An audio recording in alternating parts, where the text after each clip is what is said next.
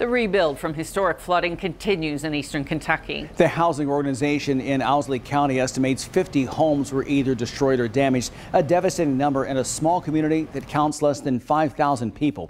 But as LEX 18's Conroy DeLuce shows us, one by one, volunteers are working to bring people back home. When you drive from Boonville to the McIntosh home, just before the driveway, you pass a small bridge over a creek. Today, it's quiet, peaceful, unassuming. But 2 months ago, the weeks of snow followed by heavy rain built a raging river. Scary time. It took everything we got.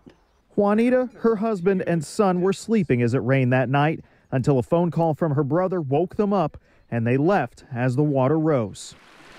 After the water receded, they returned to a destroyed home. It's heartbreaking, and knowing a lot of your memories are gone.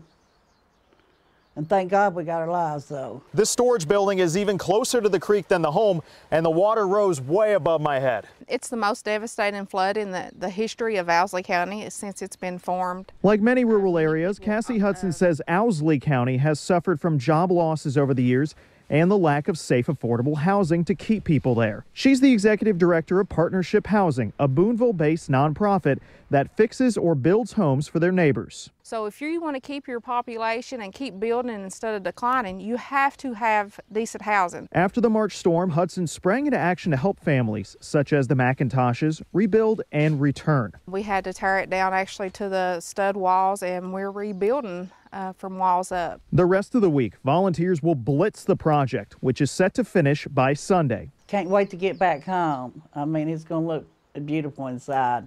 Juanita already knows what she's cooking first with her new oven.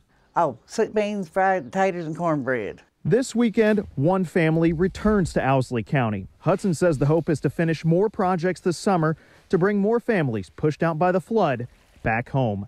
In Owsley County, Conroy DeLuce, LEX 18 News.